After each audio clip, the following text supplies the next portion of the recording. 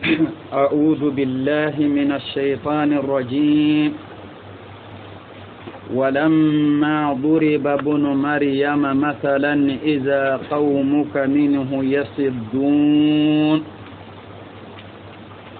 الله سبحانه وتعالى دالي القرآن الدرن غندي ولما أتبرم ضرب ابن مريم إذا مريم رنيغو كيرغا نانيا مثلا نانيا تاليا أنك النبي دانا إذا قومك أنشرون قصان تدغانيا منه جلي تاليك كتندين شبابون داناني يسدون إغسويني أنغا نمان كنين دباري Allah ti birembe igada isanya taliya annabi danga asuronga talike katunden cababun dangani isoyi annabiya wa qalu iti alihatuna iti annabi danga yala okubati honuku khairun kunyam pasu anke annabi makaba amuhu ma Isa bin Maryam kebe igada kato talinga makenyam paso anke annabi danga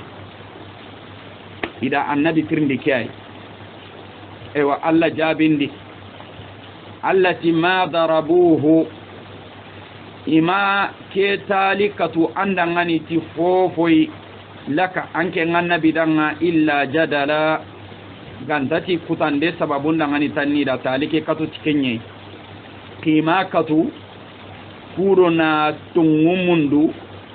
tungu ke mundu nde ga kencende nyana kencendi sire ida ke talikin katu atanni kutanda lemma go sababun dangani bal allati ay hum anda surukun arde qaumun surani khasimun igga jangen kote nyeni tungun chagandendi ado garen cabatinden di gare kebe ibire nga kamma ko ke ayu deru Allahu masalan wundini sidna Isa kibarenya adani agatto kini qisa bey oda sidna Musa qisanya nyama kibare bega wuro sidna Musa do Harun ado sorobe no ga tongondi tay kibare bega wuro kondo Firauna di jamannaha Allah da kem masalo dangani ay hallan ko kudi ti Allah ti gandenga o daga sigi urubo nyimmenga lenki qissanga joppene Maryama re nyigon kibarenga agani Isa bin Maryama Allah gada Isa kebe taga ikaba konte khayre ati walamma bire kebe duriba bin Maryama igada Maryama re nyigon katu taliya kome tafsirin karanga ke ay kundu angana a tafsir kundu anen kangana tannan ciga kamana bangandi ko Allah digame anna fonne ko adi tanni nan daga na ku tenca gandi kati Allah subhanahu wa ta'ala al hafiz ibn kasir ga masalan ay ke kamma ati hobe ibn ishaq gada ko nanti farenga sallallahu alayhi wa sallam ado jama nda menyi quraishi kan kon jama ida menyi alkaba dingira ke tagume kamma ken jama alwalid ibn al-mughira tawano ngani an-nadr ibn al-harith wa jamaketi annabi di kawandi agadi kawandi nadr ibn al-harith kem pagatinga debe ke sihana khore ani soronga kawane nan tawara bin kannen digament ati sigido igo ke ina masala de miwa sigindin adaga katti annabiya e masala agana digame suko annabi na kanun da anda digame suko annabi na kanun ma annabi ga ayen karanga tafsindana nga digame be konno agani ibn kasir agara uti ibn ishaq nanti farengati Allah ayenga innakum wama ta'buduna min dunillahi hasabu jahannam antum laha waridun anda gakum filla kapano ado fofo ndambinne aga hilla kapano ga batiye nyana kendanga aga do kunchu aga gana karake ale hala kamalla na gasu biniya de aga suni jahannaba su wonya itara kedigame ako Nadr ibn Haris amakatina annabi jabi annabi giri adaga yempalle Abdullah ibn Ziba'ara kindani keygo be gane Abdullah ibn Ziba'ara ajahili ganka hunde ara golli burgabe dabari ka Allah fonnan tira gwari nan kilama akenya gani jahili ganka hundi faringa sallini alkaba sallallahu alaihi wa sallam akenya daga nyogo nyeshe mutuna lina wara farin kamma keygo kundo anda ke dabari agani jahili ganka hundi agana gilli arabu nun cefana khoren farin daga halle akelli jamaake agari jamaake di alwalidi tarangani wallahi ma qama ibn al-Haris ما قام وما قعد أمام ابن عبد المطلب أتي نضرب الحارث أدو دقامين ورو أدو عبد المطلب رمكين غاقادو فارين صلى الله عليه وسلم فارين دا قصو دقامين دا كنتو تاغنا كنتو سك هذا هنقا دقامين ما غا كونغو نانتو كودو باتي هونو كوسو وسو بيني جهنبا نتو كي دقامين دي تو ibn Ziba'arati atagara ke ko agara mani kadam ati itona mani ajabi ni mani ado kurundi atani ati ki ganyere inya ajabi ni na kurundi iganyere wati na dangani ankin da ke digame ko kedan digamu igono na mewali ni adi ankin matu nanti wan nasara nunda isaraga bati fo iga batab inya tirni ni ken ankin tatu nanti yahudi anunga Uzairi bataba inya tirni ken anken tatu nanti kabila begani bani mulai iwa maliki anu bataba inya tirni ken aganati yabo iwa dinada ngani fudo agana saha komandi gamondi nanti batana ndoi bati fonchu warno imbendi maliki anu mbati isa bati uzairi bati kudi bati honunga na daga jahannam فقد ردينا أن نكون نحن وآلهتنا معهم وفقد دنيا أوروبا هونون تلو إن بند كهنيا وأجا سها كومني كومني يجاي باتي إدي باتي هونون جوغارا إن بند وفقد دنيا أورو سلوندو كتشوندو وفي من كنت نون نندعا إن بند يا جابي نكير إتاعرا كي دعامي كو أغو جماعة كي دي نونغا إدارة كوا هكذا دعام كوري أريتي faringa nyino ngamani aramani ajabi ni kidigame yugo santara sokononti nanti kiran kidigame ko honta ke hal ibn kasir da digame keriti kun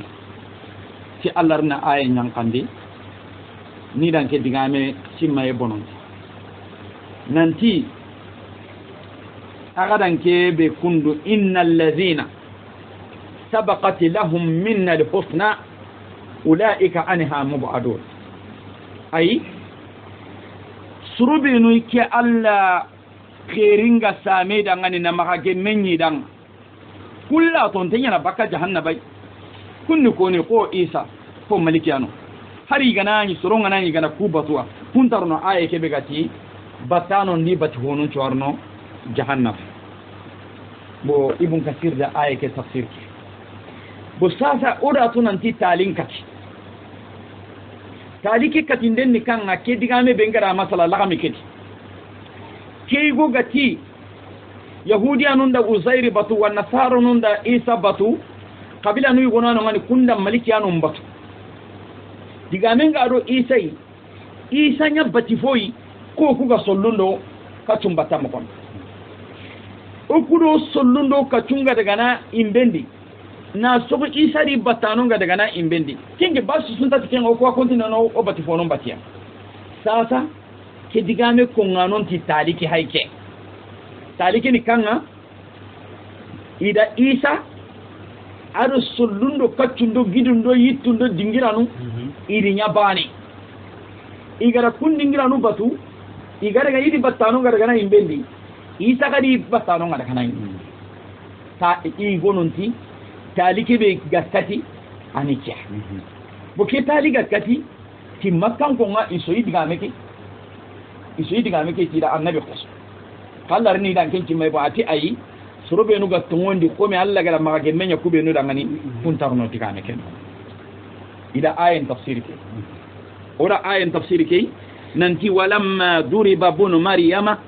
birembe igada maryama remme kenya taliya an turun kusanta soyi talike iti a alihatuna khairun mima kenya ko yala ubati honu ko am paso annabi amma gaba karaga mo gontude anta kal mufassir yere am mo gontu har soni kan kanen a alihatuna yala ku bati fonu ku khairu iyam pasu anke annabi makaba ke ka hayade iyam pasu anke annabi makaba amhu ma isa bun maryam am pasu anke annabi makaba anke nyimme atunanti anna isa hasano bati honu ko li annaka tasni alayhi anga tiga nanti annabi nyimme nyin isa am pasu andanga no bati honu ko jilli kendi batano daga na imbendi o gadi ngoro batano ni daga imbendi taliki hayke fara fam ida ibn kasir no ado tafsir nanon panka ida aye ke fahamu ke mo wadi nan tere ke mo kam mako ko ngara ka khadangani mo xam na ara fam kada ke fam haza ma'ana mashhura kini mana bangante ay fi aksar kutub at-tafasir aga kitabun fo gabedi ko mo ngaji kikera am ne khadangani ko tafsindanu nyugonu gi di ko tay nyana na sembendi hara fam ko ke masala nyebe kundo gara masala a wakti ne riwaya nun nyugonu di anga to diga men ngani aganta tawra sahabante gi serga sama diga men nganta tawra sahabante ngakin ko nakara ngani rabat diga men nganta tawra sahabante nga anga ngala la min danon diga mun na mekata kasa kadiga men ga bugu jinya ka bana nya da sahabante ngani diga mun ko ta mekata ke riwaya no gondi anga ngalli watini abdullah ibn ziba arakibe gani ke kullu anga tungara masala mo kebe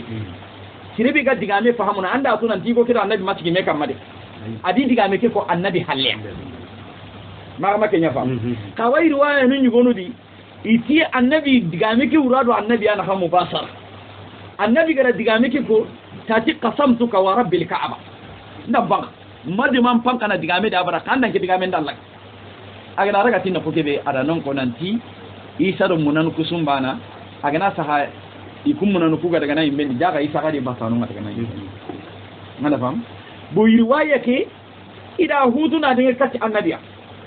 iti ayi jagandanon ti ayi ona diga meki sigindi ibn abbas la min den kamma asahanten ni kenye dinan to na hutu daga nakata annabiya kembira nga ki riwaya be ga nake kundu awattu qi riwayatan mawqufatan ala ibn abbas ana to diga na sigintenga ibn abbas kamma na ayake tafsiri tay ko bun kasir no gada simma itananu ngani ayake ora ga tafsir ne kana ayake tafsir tay ahataji kurusinde ahataji arabin kannin fahaminde kuhili na dabatia ahataji kurusinde mpo gabenye yaani na qur'ana diga mun fatar bisiya oga ke sura be kulludi jelloga ma hatemenda ka gara ngalinti sura ke daga mogo ado suratul furqan daga mogo nyane bani alla to kotinya silla kapanon tikere anisi mai bure goriti andisi mai bure keriti kembere ngana diga meke bonondi o ma atoko kenya ko ara jopa waja'alu lil malaikata inasa ati waja'alu lillahi min ibadihi juz'a mama kengo yirin ngam malikan diga men jopo ma khananga waja'alu lil malaikata ina alladhina hum ibadur rahman inasa ida kidiga me ko Allah da diga me ke bona waja'alu lillahi min ibadihi juz'a inna lil insana la zalumun kafar Allah da kidiga me bona لو شاء الرحمن ما أبدناهم إذا غكوا ألا دابنا لولا نزل هذا القرآن على رجل من القريتين ألا دا كين دي قامي خبر إتقوه السمى يبورو نياريتين كودونا دعوة كمغندي إن ألا نتي إذا كسمى يكودي ألا نسمى يكبرون إذا كسمى يكودي ألا نسمى يكبرون bo malikiya nuku benu gano ngai gadinya alla remmu i gadinya batifonu anga alla malikan diga men kono i gonun ti kum malikiya nu annabi gam makkan kom patana fil kape ina maga malikiya batu ina maga solle batu ina maga itte batu a timmakan konti annabi tahuhu munda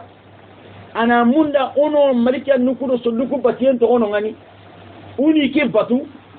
ko wan nasara nungara isa batu muhammad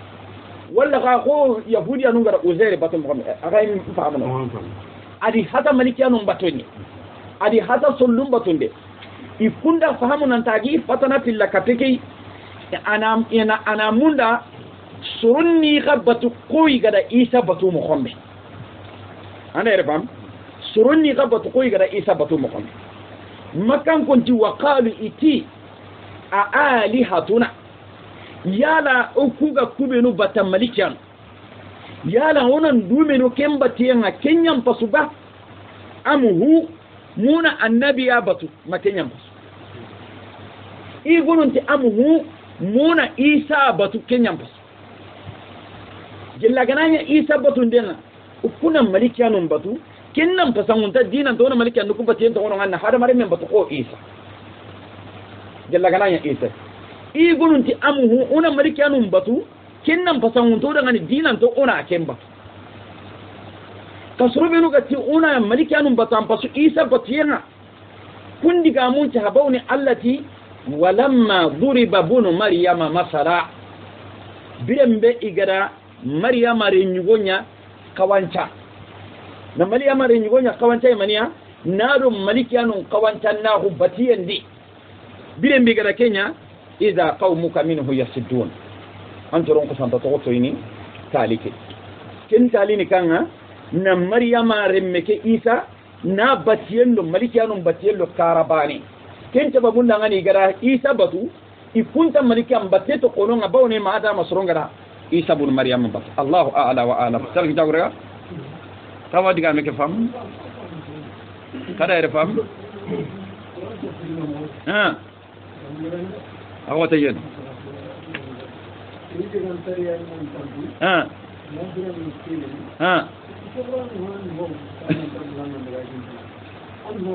anyame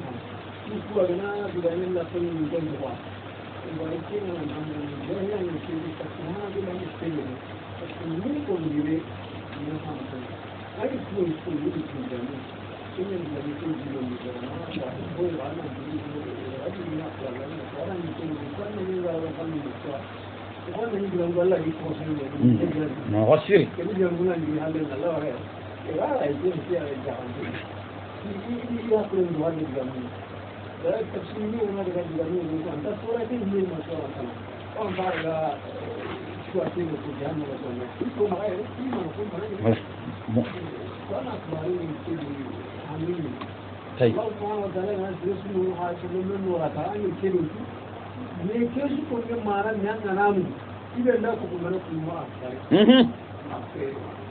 Akonia.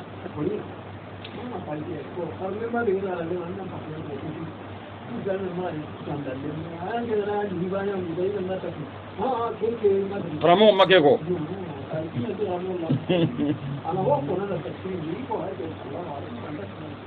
Bukan tafsir begani kenga tafsirnanon pangkanji pantenga akamma. Kubi ka ko Ibn Jarir Tabari amadu ngi digameke.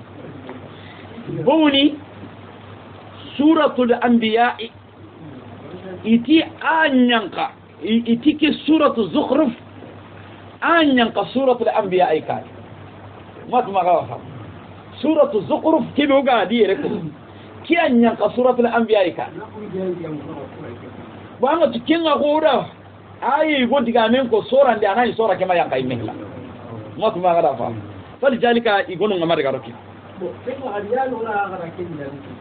pasti orang dia nak buat benda karena orang belum kalau orang yang kin tu sering mengajar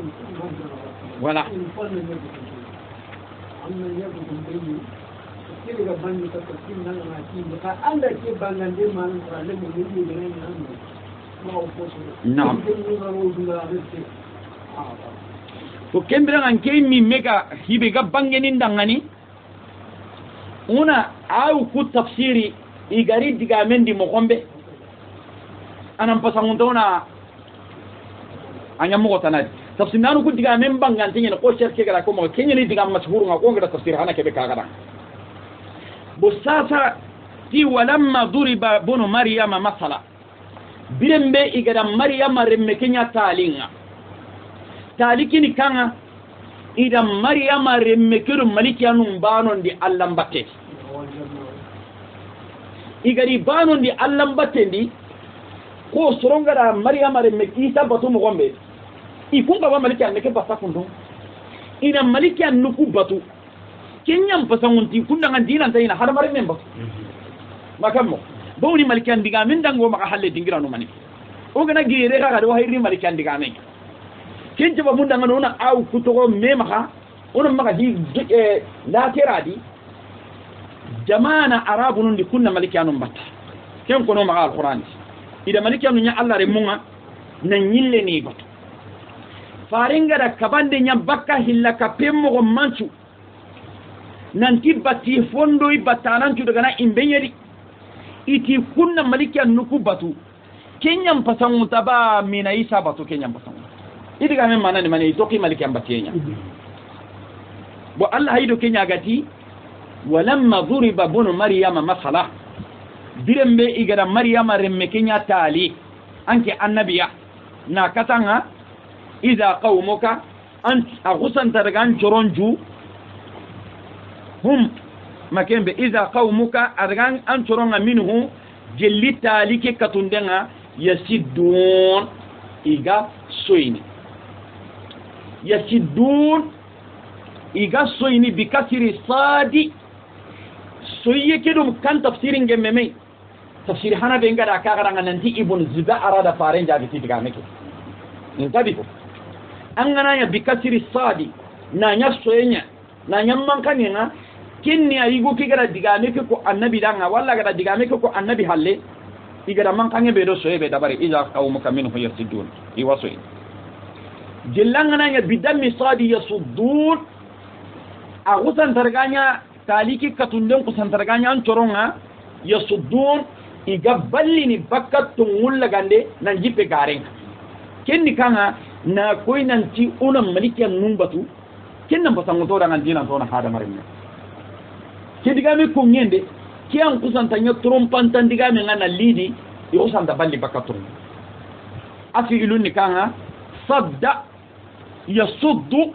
sududa bimana a'rad afi ilunni kanga gananya yasidduna yasihuna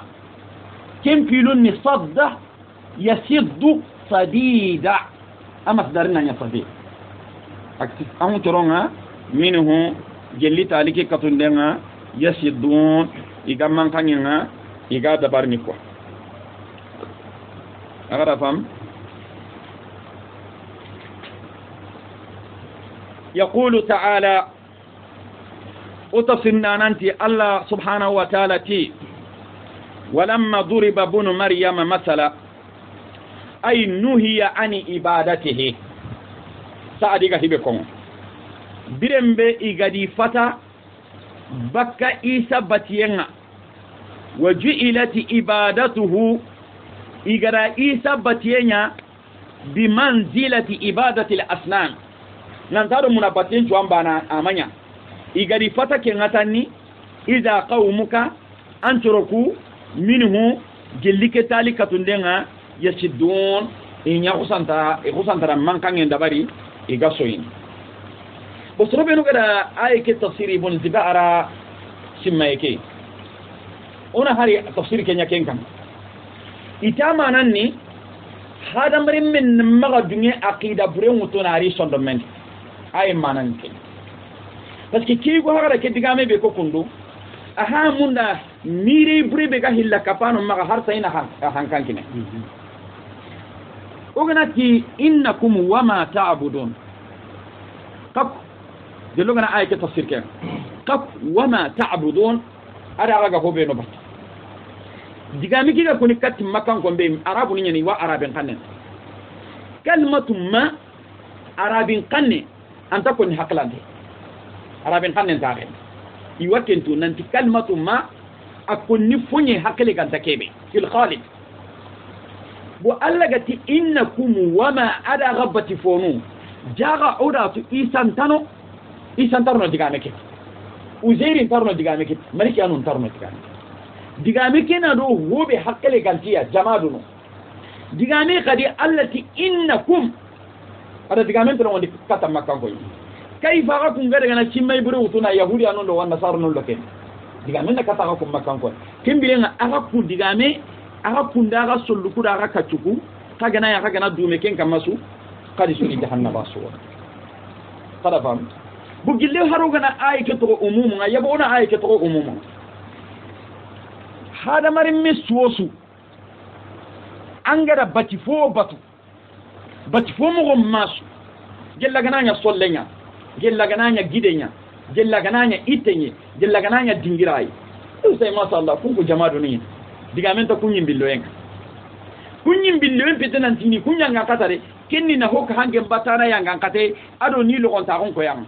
fawni allati law kana haula'i alihatan ma waraduha batfonu ganyi mani rono imbendio makebe iro yenga imbendi kenni ni ja santa on koy na koy nan tangen kamani foba kenni hubenu gananya solludo kaccudo gidu makebe e usamba ga kebe ganga aga nan an kamanenga alqiyamam ko takapanga imbenya an sa hayke ga jongina haka kenni ken ka gella gananya hada marin mu odi batu kumbati fonona al halami hillakam ida igo batu ko isa ibn maryam ko uzair ko malikiano kudungan tentati batiyanga imakrindi katti batiyanga ما كان لبشر أن يؤتيه الله الكتاب والنبوة ثم يقول للناس كونوا عبادا لي ولكن كونوا ربانيين الله انت النبي مما كنت يغفارهم كم كمنا كينغا يلي نانتاغونا كومون كرنا انت خادم بات إيسا نجل الله فارس كان دين توني إيسا دونان تنتاتي باتي وزيري دونان تنتاتي باتي مالك يانو دونان تنتاتي باتي kakum benu gana kumbatu aga yonki lungun kama uza ya kiyama ko to kumbari tengeni de karo kun funda gana imbenya kumbari tengeni alla gati innal ladhina sabaqat lahum min al-husna kingado isa do uzairi do sirisu igarambatu anani allingu kama saranda minnesu har kenga nyawlenki kotanye soronya garambatu allingu kama he amanya marndi tay ambari tenga baka imbilloenga tan kilama kundan khalasiya Allah subhanahu wa ta'ala ora ere fam amma ganani hada marimme idan batu antu wa hunga dinan tidan batu amma kabande nya bakka ambatiyenga usay Allah no diga me kebe gati batano ndi batu honon ti daga na imbe walla ka anki nyimme an kusanta kirndi soronga nan tinan batu usay diga me kebe gati batano ndi batu honon ti daga na imbe nya di ando no ken diga me no usay ora ere fahamuwa usuda ere faham ali halan ko hatam panci de kundwa jamaadunu surubenu gada jamaadunu batu kundi batu wonun tu daga nan imbendia usay jamaadunu ko yiti yon kinto yo magefe kimma nan niya ni lo gonta hundo anke nyanga kata yon ko rembanga amma ganya hobenu ganya hakilan to nye jinnanu walla hada marimu idan batu andungan tengam batiyen amma kabande nyai usallo no problem ke no gonyet walla ganyi me aga kirni nanti soron nambatu alla gati innakum wama ta'buduna min dunillah asrunu kitika men ko kada fam walamma duriba bunu maryama masalan idha qaumuka minhu yasuddun wa qalu amma ngari allati wa qalu itigad isim mai bure go haykene iga kon iti a alihatuna ya lo ku bati fonuku uni batu khairun kenyam pasuba amhu ma isa bun maryam am pasu mame ya lo ku bati fonuku uni batu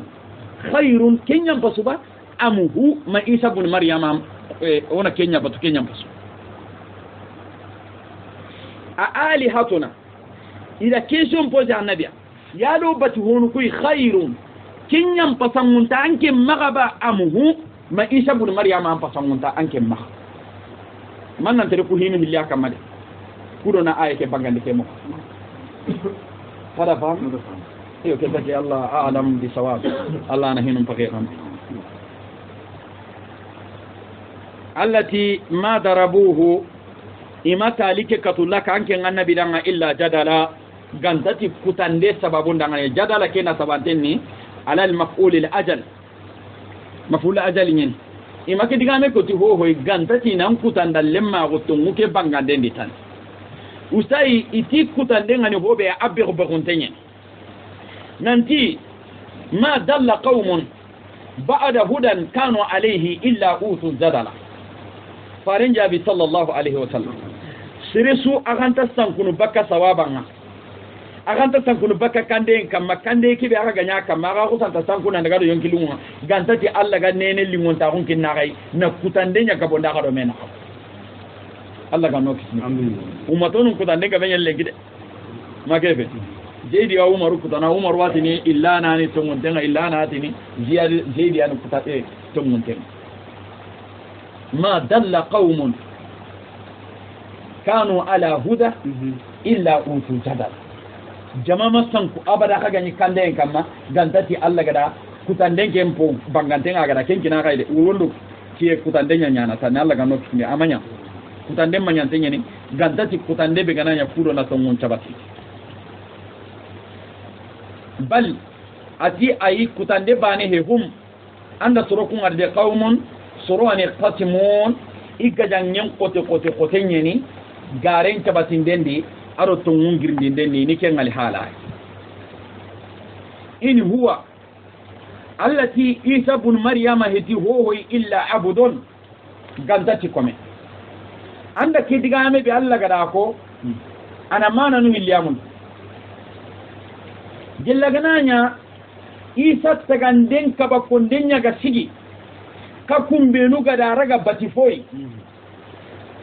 alla gada hinu benunya isa kamma gelli kenya ga siga gada raga batifoi tide ho heti gantati kome kada ere fam ananya ken in huwa gella kun qabenu gati ayi ona maliki anu nya batuba mona isa batuba nara katu tikenga ayi isa heti ho gantati ke alla ko motire in huwa illa abudun gantati kome an amna alayhi iga neman di akamma iga da neman ya kamati annabi nyimma gondo kay fara go ado hobe gado kumbati kunne manu be Allah gadi nya isa kamma ngana ille kata suratul maida Allah da nema gabe konte nonga wa iji ayyatuka birruhi wa iji takhluqu min at-tini wa iji atoki da tene suratul an'am nan tida kenya ndangani ida kenya ndangan kenya urene an amuna alayhi iga neman di akamma waja'alnahu isa ille idanya masala idanya tagumanche libani israila remundana alla gatida isa nya masala tagumanche yani gada taga ikaba kontebe na taga ananye habentai a usai tikenni bani israila gan kondanga ni tagumanche ai ike alla sembenti mayenkam kinni ki alla sembenti mayenya tagumanche ko ولو نشاء أقلني دعني لجعلنا منكم ملائكة أما غير ملائكة عندك أمين غير هات أقلني دعني إني نعوندني منكم أوكم فرمر محرقادون ملائكة إني ملائكة نياني أنا حرقادون في الأرض نياني يخلفون إيغامسون زاوغنا ركودينغراندا بني القرآن دي unta kudingiranda munno bangandi ko wajunde na sondo mon ko wondita una munno kudigamo bangandi ko alla murado ngani diga mukuri menga do manabe yere allati isa heti ho gantati komega nema daka na nyata gumante attaga ikaba konte bani sirala gan konda ngani nakati ni ka Allah sembenti mayenti bo uma ko soroku diga mundi nanti ida malikanu nya Allah re mo ngani batuba no maniji gari batu ti malikanu iwata hunu kamundi ittare ke kamundi kinni dironta ko nanti Allah re mo nyani tinto Allah ken jababu ikutan ta trompeti re nyani ka Allah wa ko ino ay ke nanti sugan dengi maka ina malikanu tagundi nyendi ko sugan dengi maka ina ka kun tagundi kamundi malikian nukuta hunde kamundi killan ti wurgini na Allah kan ka ko makan ko tonkini ana fam ay kewa munda simme be ga sorom maga malikian kamana ni batu Allah wa munda na kembono di oma agara ere fam keni simme ba simme be ga sorom maga kubinu ga malikian batta igatona malikian ku batun pasangon tona isa bat wallo na malikian ku pasan undona muhammadu batu inta malikian ya bata ba man jigi ga malikian bata ti paske iwaka mundi do Allah ti idi nyalla re mo ngani ba Allah ti sugan denni kiyama ina fonta hundi kam mundi agal lingida ina fonta hundi nyende agal lingida kubinu ga tawu kam mundi imenu ma sugan dina du tawu hundi kam mundi ko kubinu ga du nyende o ma sugan ni nan tawu nyende Allah ndo suba kam muke ta gelanta Allah gan ka gu ma ko toro no anga bati ko ngi ke ta ganta Allah gan ka gu ma ko toro nanga annam kenya Allah gati law saa walau nasha'u agal lingida ngani laja'alna minkum inni nyangundi ni akakum parahado malaikata malikianu nyendi igame chogun ko igira sugan ni tabundi kamundi mo gombedi imani kenya na agal lingida ngani ni tabundi ni nyendi ki sugan de nyangura kama ini tabundi kamundi ko sugan de ngura kama ina akakum tabundi nyendi mo kimbiri ngina ntaku kamuke di kellan tabatiye ronika hada wajhun min al-ujur agara erfam igununti birembe Allah gati isani komenye iga neman da kamma na nyata kuma te bani Israila kan konda kenni iga da taga taga ikaba kontebe na riti anani ama bugu habi an ta haka ba kontene de ya Allah ti kennan magala sama sembe maga hibe kan kora kenma ira wa hoda barni hibe kan kaba konta kenga launa sha'u agal lingida ngani laja'alna minkum inni nyangundi ni aga kum paragado malaikata malikanu fil ard nyendi kuma ina malikanu taga aga kum pede naga dengi aga kum pede naga kum dengi bakanu ngana malikanu tago dengi nyeke kinyan kaba konta dina tana isa taga anai habenta ugana aye litike kina Allah sembenti mayenya bangandini odanga jella ga kawa isa taga ndenga nanti habenta kenya ga siga ga rabatu isembella wa hoda ngani hibe kan kora ke ngade na ka kumbugo ngani na malikanu ngarangi nyeke diga me sohi ngada ke gafam walau nasha'u agada sim ora mani mekitahila ora filloki tahana ngagal kenken ni atanni na ko inanti sugan dengi maka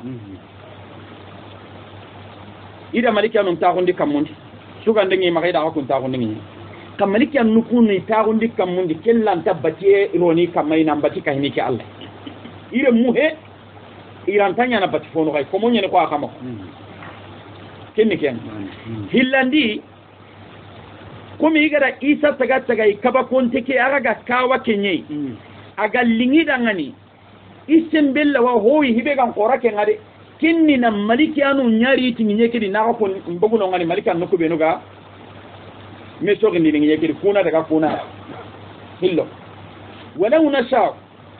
aga kawa isa tagandenga nanta tage habentai na batuti kenyi tembe maga hibe kan qora ke ngadi wala unasha aga lingi danga la ja'alna minku inni nyawundi ni gellaga kunga malaika maliki an qonke ni hadamare menyede kanna maliki an nentara anke kalle pala anata hunye kede ampal kia kaba kontini ba ma na isa taga baka anani habenta makia kaba kenya kaba kontini sawa jagura ora kuchimo chikia hamukai abisu mutule تحتمل أوامانا الكتب وذا القرآن غورين عندي فهموا الذي صندم النور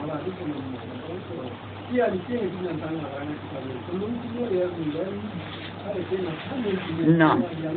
نعم بسياق الآية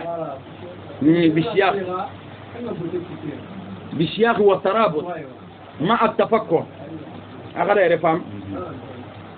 وأنا آية كيف فهم كي أنا الله سنبنت مي أنا أتون أقول لي الله دعنا ناقكم pada marimu kome Isa nanta parce que Isa tagayen kaba konta hunyanda hada marimu chankundi Isa di ayin kane warni kembanga doranga wa innal ladina ikhtalafu nanti sorobe no gara mesori manchigi igara mesori Isa di parce que Isa tagay kaba kontenyen ken tagay kaba konte be gara ga sankundi Allah ti sembe nyani tan ni gara nya gara ngani tagumante nanti sembe gore nyida kallem pallina wuliye nyana iga ga krosin parce que aga tiki arantanya iga da ke sembe koy na Isa tagana yi habentai jama'a ko santa sankuna raga Allah aga lingi dangani irani har marin men yana kana malikan nan cha kin diken aga lingi dangani ina ka tumpa da marin mu halaki bakan nyeke kama na malikan no ngara ka batten kenan ya gongonde nga o dangani de no kanonji o ga kutawo be no nyano no harabella fala fam aga lingi dangani ina ka tumpa da marin mu nya ga nyana kamuke ta ga no ngana malikan no nyangi nyenta kana kesu aye ke wa kumana no su manano wa inna وإنه أيوة عند ساكن أرده عند مكان به وإنه عند إيسان أرده لعلم تاغمانشاني للساعة ساكن سكندان أغتي إيسان تاغمانشاني ساكن سكندان ما ننو هليانا خي إيسان كتغني مغو na taga ana baka ya gare anani haben tai sembe be gara ken dabari kinni tagmanci ai sake be ga tikallem palle na ga girdini ara ga ken ka sembe kala ga ken ka kada refa ko be bangante nga xama wa innahu isa yang kaye duna la gare ngana tinto isa yang kaye ken nam bange ona ngare nanti isa hayke dan kana hun kama kenni tagumanci li sa'a sake be Allah ganye nan ditai nan ti wartini o gara isa ngar su kenni tagumanci nan ti sake ti riyan atin kada fam wa innahu anda qur'ani ken arde la ilmun tagumanci ani li sa'a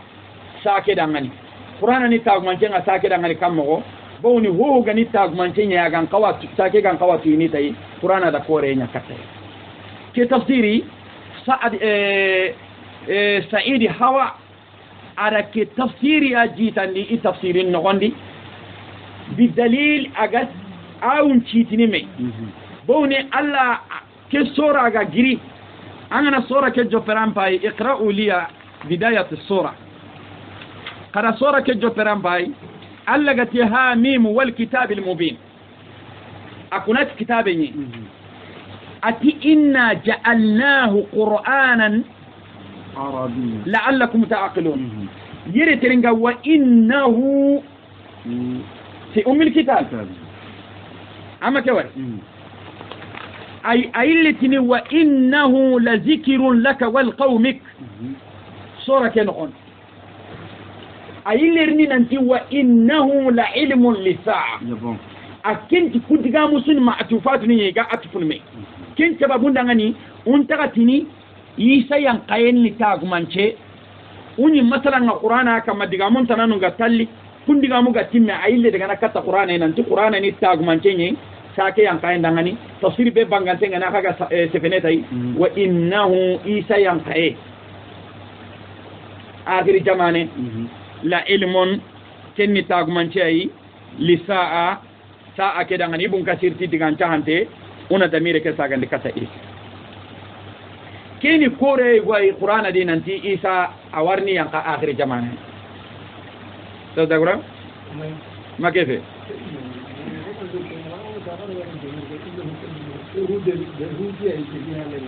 aha damirun gabo gabo nyano isuga sefene qur'ana kam nam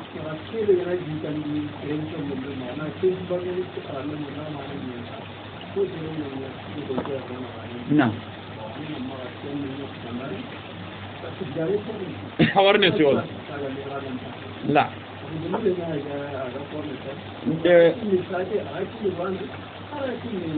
ni say bon digame be gaire nanti isa yang kayen ni tagmanci ay sandangani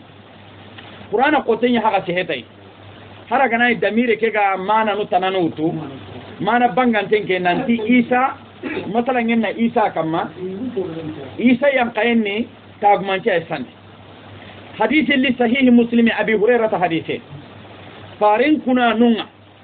iti harmarin min kagina kuna na digamen kongen kamma kenni digam qotenya farin kuna nunga nanti ma isa ga yanka akhir zaman wa in minkum illa la yu'minanna bihi qabla yawm al-qiyamah qabla mawtihi nam bokku diga musurina koy nanti isa yankana bon kema ga muslime mu'mini andan kana guntengati al-qur'ani andan kana guntengati farin diga men maga isa yankayin kita qur'ana imet ummu do qur'ani kaga sa annabi nyimmin diga men ni nanti isa wa yankana mani simme tanalli nan ke nganki ngati nan ken na karni nanti isa ta yankana ngema gonta ko kutande gilo ndini kete parce que musulmon na dunadi lenki iga ko ngo ko mi diga mon ni nanti isa ta yankana muslimi bi gara ken ko an simme nya gara ken kinan ken ni kenga ka akoni saha hadith nyadi sahih muslim nanti annabi ti isar ni yanka nankiti tisar yake na kafir nun gaja hillaka tin kabaru benu gadi na sunyama masih dajjal ke be alla ga tona tangay mure nyama sibonga akenyin ba ne an katana kari parce que akati dangenta hada mare mesuda ni ke kamal laga tala cikin masih dajjal kane tanga gada ta alla kunnan kirahu hari isa sigin pitman bane gananya ke an kawa ga tiri isa yang magebe parce que ahada mare mentano abbo muwahi man kuntaw ahada mare mentano ngana laga tala cikin masih dajjal kane tanga gada tanga kamani kida kallinke lo isa bane akiten e agnar na isa urgi nan ti warna yang kane agar jamanin sai kurma kenna kari hara ganani aga dunar ndiga men yeri kunu surtout farin ndiga men yana aga saha qur'ana diga mun yana ga korne katai bo hari soronga na yino ngai gana karne na muhadara nya kamma wallahi kenta sire nya marni nan tan na kunci me wutuni ron chondo men soronga kun da barni tanni kudo na dum bangandi tanni ka kenga na ga hakika kolle heti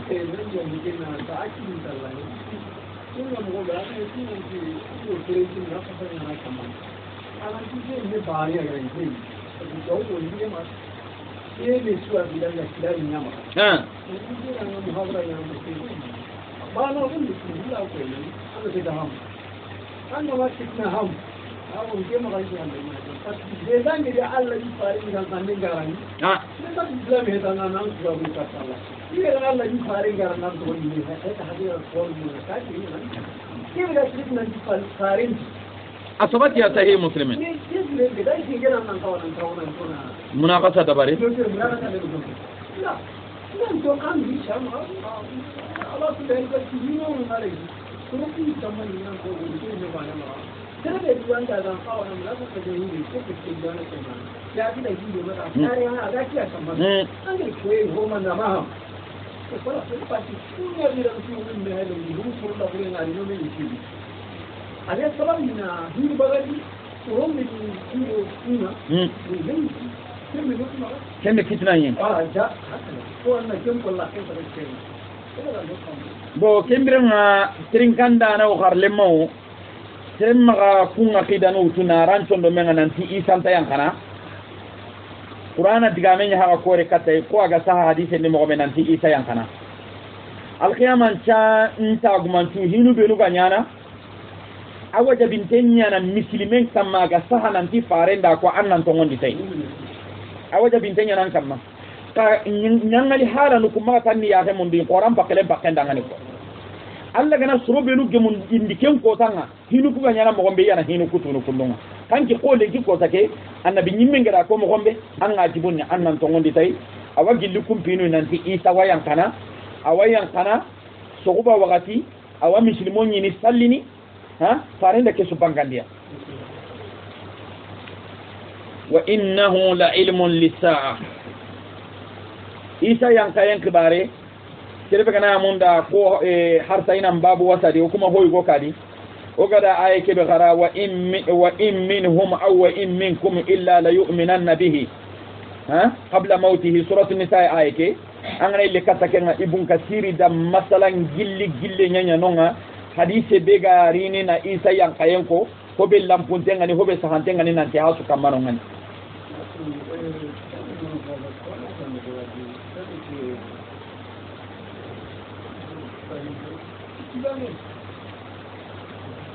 nanti haka makwa nihayatul alam نعم نعم نهاية العالم نعم هذا سبحان أتي وإنه لعلم للساعة إيسا ينقين التاغمان تاي القيامان تاكدا غني فلا تمترن بها أيوة الله لا تغسيرين تقول أتي هذا مرم أمتون كما كتندي دباري تساكين ينغا الامتراء نكني يقولون تفنان التي فلا تمترن فلا تشكن كما غسيكا ساكن ينين كما غسيكا كما غتاغانا كتاندي أن أوانيانا أنتانيانا كما غدبري الله دوكا بايا وإسكو دا يرفهم إسكو ديغامي كبيغا كوني الله كبان دنيا فلا تمترن كما غسيكا ساكن ينين sika kemma ganyon to mangada kutande dabari anyangen boka samma kewa sabati ni nanti sakin nyangen dan kana ku ganta serebe maka ammu mina ku gurtan nyande sakin nyangen dan kana ku paskalla to maka sika ama to maka garandi de ko manji ri jaganten nanni awanyana antanyana Allah da kabande nyake nyakama ati maka sika al imanu bisaa من أحد أركان الإيمان واتبعوني قد انبط مهم يقول فلا تمترن لا ثم دقامك كما قم بأننا قوانا قال سيدي من ناحية النحو فلا تمترن كما قد شكر أن يقول أيوة فلا تمترن كما قد شكر anya renga anda paham aywa nahon don artin kamako anga tu nahiya nyani lakini nahiya ni la nahiya jajim nun ajaj min tin nun rafi to kutundenyi hina ma hujifa nun raf'i iltaqa sakinain wa hujifa alwaw ida waw kutu anya fala tamtarunna kama kasika